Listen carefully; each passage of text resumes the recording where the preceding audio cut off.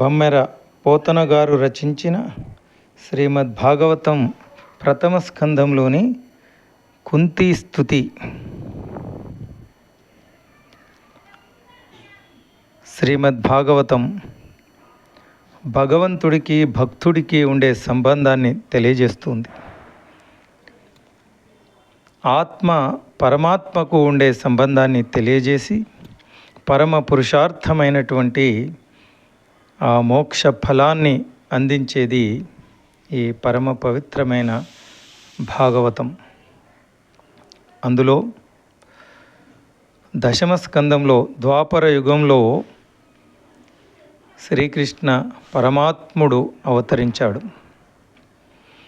తాను అవతరించడం ముందే ఆకాశవాణి ద్వారా దేవకీమాత అష్టమ గర్భంలో జన్మించబోతున్నాను అని ప్రకటించుకొని అవతరించిన క్షణం నుంచే అద్భుతాలను చేస్తూ ఆ చెరసాల ద్వారాలు తెరుచుకోవడం, అక్కడ ఉన్నటువంటి కాపలా సిబ్బంది మూర్ఛలో వెళ్ళిపోవడం, ఉధృతంగా ప్రవహిస్తున్న యమున దారి వదలడం, అంతేకాదు పురుడు చేసుకోకముందే పోతన లాంటి బ్రహ్మ రాక్షసులను సంహరించడం, కాళీయమర్దనం, గోవర్ధన పర్వతాన్ని ఎత్తడం, ఇలా బాల్యం నుండే అనేక అద్భుతాలను చేస్తున్నప్పటికీ శ్రీకృష్ణుడు పరమాత్ముడే అని తెలుసుకున్నవారు కొంతమందే. మహాజ్ఞానులు అయినటువంటి మునులు, ఋషులు,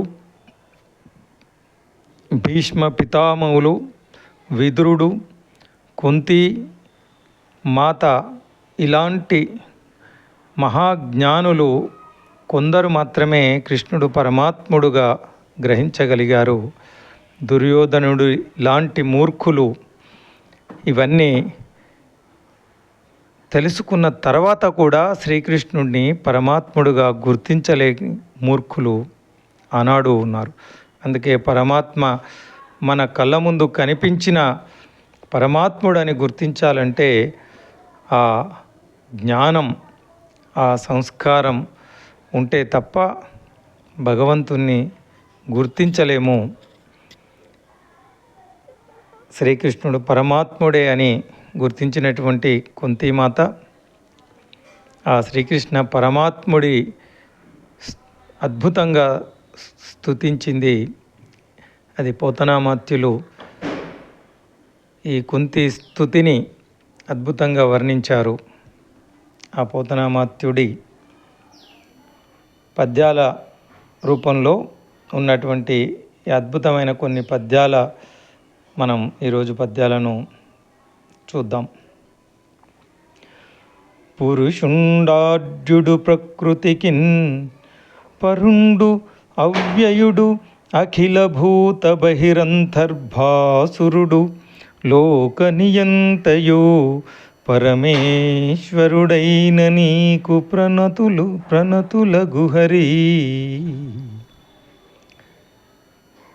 శ్రీకృష్ణ, నువ్వు పరమ పురుషుడవు, దేవాది దేవుడవు, ప్రకృతికి అనంతుడవు, సకల ప్రాణులలో వెలుపల లోపల ప్రకాశిస్తూ ఉండేవాడివి, విశాల విశ్వాన్ని నడిపించేవాడివి, పరమేశ్వరుడవు అయినట్టి నీకు నమస్కారాలు తెలియజేస్తాను శ్రీకృష్ణ అంటుంది కుంతీమాత. మరియు జవనిక మరుపున నాట్యంబు సలుపు నటుని చందంబున మాయా అవనికాంతరాలంబున నిలువంబడి నీ మహిమచే పరమహంసలు నివృత్త రాగద్వేషులు నిర్మలాత్ములు అయిన మునులకు సదృశమానుండవు, పరిచ్ఛిన్నుండవు. కానీ నీవు మూఢ దృక్కులు కుటుంబవంతులు అగు మాకు ఎట్లు దర్శనీయుండవయ్యదు. శ్రీకృష్ణ, వాసుదేవ, దేవకీనందన, నందగోపకుమార, గోవింద, పంకజనాభ, పద్మమాలికాలంకృత పద్మలోచన పద్మసంకాశచరణ ఋషికేశ భక్తి యోగంబునం చేసి నమస్కరించెదా అవధరింపుము అంటూ శ్రీకృష్ణుని ఇలా ఆయన శ్రీకృష్ణ పరమాత్ముని యొక్క కృపను కుంతీదేవి ఇలా స్మరిస్తూ ఉంది. తనయులతోడనే దయ్యమానం బగు జతుగృహం బందును చావకుండ కురురాజు వెట్టించు ఘోర విషంభుల మారుతపుత్రుండు మడియకుండ ధార్తరాష్ట్రుడు సముద్ధతి చీరలు వంగ ద్రౌపదీమానంబు తలగకుండ గాంగేయ కుంభజ కర్ణాధిఘనులచే నా బిడ్డలనిలోన నలగకుండ విరటు పుత్రిక కడుపులో వెలయుచూలు ద్రోణనందను శరవన్ని దృంగకుండ మరియు రక్షించితివి పెక్కు మార్గములను నిన్ను ఏమని వర్ణింతు నీరజాక్ష. ఓ పుండరీకాక్ష, భగభగ మండుతున్న లక్క ఇంట్లో నా బిడ్డలు నేను కాలి భస్మమైపోకుండా కాపాడావు. దుర్యోధనుడు పెట్టించిన విషాన్ని తిని చనిపోకుండా భీమసేనుణ్ణి రక్షించావు. దురహంకారంతో త్రుల్లిపడుతూ దుశ్శాసనుడు ద్రౌపది కట్టుబట్టలు ఒలుస్తున్న కష్ట సమయంలో అవమానం పాలు కాకుండా ఆదుకున్నావు. భీష్ముడు మొదలైన యోధానుయోధుల వల్ల పోరాటంలో నా బిడ్డలకు చేటు వాటిల్లకుండా అడ్డుపడ్డావు. మళ్ళీ ఇప్పుడు చిట్టి తల్లి ఉత్తర కడుపులోని పసికందును అశ్వత్థామ శరాగ్ని జ్వాలలలో మగ్గిపోకుండా కనికరించావు, కాపాడావు. మరింకా ఎన్నో విధాలుగా నన్ను నా బిడ్డలను కటాక్షించిన నిన్ను ఏ విధంగా కొనియాడేదయ్యా శ్రీకృష్ణ అంటూ చిన్ననాటి జ్ఞాపకాలను గుర్తు చేసుకుంటూ ఉంది కుంతీమాత.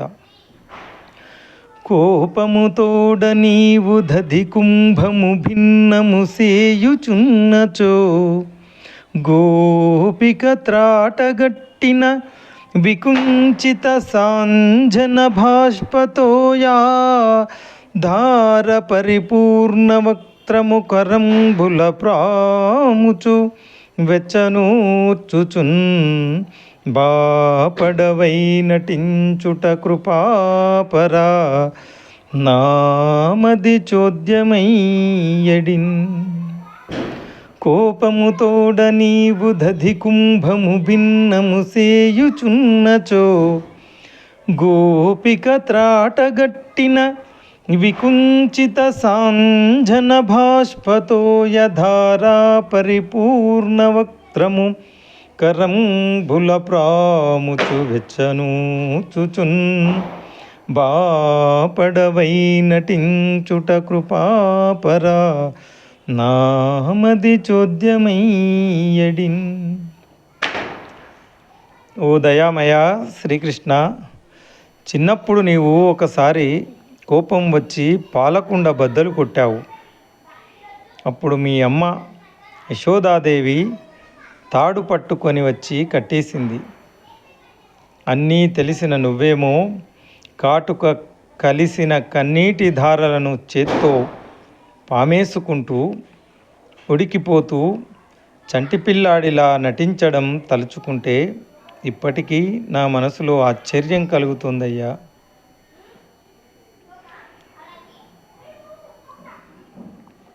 అంటూ ఆ చిన్ననాటి ఈ ధర్మ సంస్థాపనార్థమై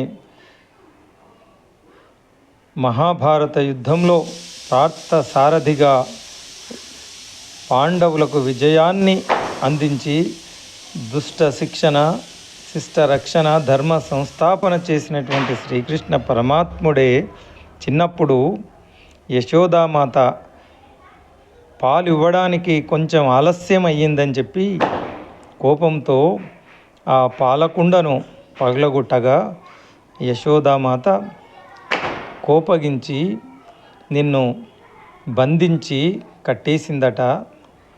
అప్పుడు ఏమీ తెలియని అమాయకుడిలా వెక్కి వెక్కి ఏడుస్తూ ఆ కాటుక కన్నులు తుడుచుకుంటూ ఉంటే, కన్నీరు కారిపోతూ ఉంటే కాటుక చేతులతో కన్నీళ్లు తుడుచుకోవడం, వెక్కి వెక్కి ఏడవడం నాకు జ్ఞాపకం వస్తే అది ఆశ్చర్యాన్ని ఆశ్చర్యంగా అనిపిస్తుంది. శ్రీకృష్ణ అని కుంతీదేవి శ్రీకృష్ణుడి బాల్యాన్ని, కృష్ణ లీలలను జ్ఞాపకం చేసుకుంటూ ఇలా అంటూ ఉంది.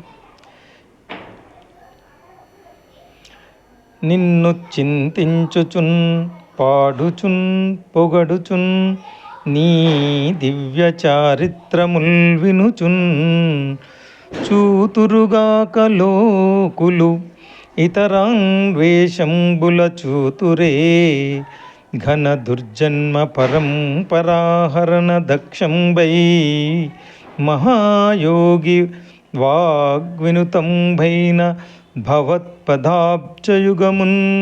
విశ్వేశ విశ్వంభరా. ఎల్లప్పుడూ నిన్నే ధ్యానిస్తూ, నీ లీలలే గానం చేస్తూ, నిన్నే ప్రశంసిస్తూ, నీ పవిత్ర చరిత్రాలే వింటూ ఇలా ఉండేవారు మాత్రమే విశ్వేశ్వర, విశ్వంభర, శ్రీకృష్ణ దురంతాలైన జన్మ పరంపరలను అంతం చేసేవి పరమయోగులు పవిత్ర వాక్కులతో ప్రస్తుతించేవి అయిన నీ పాద పద్మాలను దర్శించగలుగుతారు. అంతే తప్ప మరింకే ఇతర ప్రయత్నాలు ఫలితాలను ఇవ్వవు అని పరమయోగులు మాత్రమే నీ పాద దర్శనం చేసుకోగలుగుతారు అని శ్రీకృష్ణుని స్తుతిస్తూ ఇలా ప్రార్థిస్తూ ఉంది కుంతి. యాదవులందు పాండుసుతులందు అధీశ్వర, యాదవులందు పాండుసుతులందు అధీశ్వర, నాకు మోహ విచ్ఛేదము సేయుమయ్య.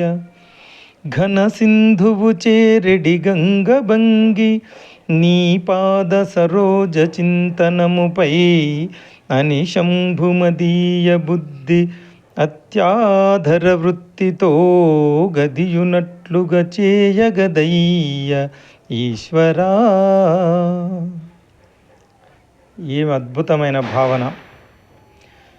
యాదవులందు పాండుసుతులందు నదీశ్వర, నాకు మోహ విచ్ఛేదము సేయుమయ్య. ఘన సింధువు చేరెడి గంగభంగి నీ పాద సరోజ చింతనముపై ననిశంభుమదీయ బుద్ధి అత్యాదర వృత్తితో గదియునట్లుగా చేయగదయ్య ఈశ్వరా. స్వామి విశ్వేశ్వర శ్రీకృష్ణ, ఆత్మీయులైన యాదవుల మీద కానీ పాండుసుతుల మీద కానీ నాకు అనురాగ బంధాన్ని తెంపివెయ్యి. కడలిలో కలిసే గంగానదిలా నా బుద్ధి సర్వదా నీ చరణ సరోజ సంస్మరణంలోనే లగ్నమయ్యేటట్లు చేయి తండ్రి. ఏమి అద్భుత భావన! భవబంధాలను తెంచుకోవాలని, పరమాత్మతో సంబంధం కలగాలంటే ఈ ప్రపంచంతో సంబంధాన్ని తెంచుకున్న వారికి సాధ్యమవుతుంది. అందుకే ఆ యాదవులందు తన కన్నబిడ్డలందు కూడా నాకు భవబంధాలను తెంచి కేవలం నీ పాద సరోజములపై నా మనసు లగ్నమయ్యేటట్టు చేయి శ్రీకృష్ణ అని కుంతీదేవి ప్రార్థిస్తూ ఉన్నది. అంటే మనమంతా కుంతీదేవిలాగా పరమాత్మను, ప్రపంచాన్ని, భవబంధాలను తెంచుకొని ఆ పరమాత్మతో సంబంధాన్ని పెట్టుకోవాలని చెప్పి అద్భుతంగా కుంతి స్తుతిలో మనకు తెలియజేస్తూ ఉన్నారు. ఇంకా ఆ శ్రీకృష్ణుడిని, పరమాత్మను అనేక విధాలుగా కుంతిమాత స్తుతిస్తూ ఉంది. శ్రీకృష్ణ యదుభూషణ నరసఖా శృంగారరత్నాకరా లోకద్రోహి నరేంద్రవంశదహనా లోకేశ్వరా దేవతానీక బ్రాహ్మణ గోగణార్తిహరణ నిర్వాణ సంధాయక నీకున్ముఖ్యద త్రుంపవే భవలతల్ నిత్యానుకంపానిధి.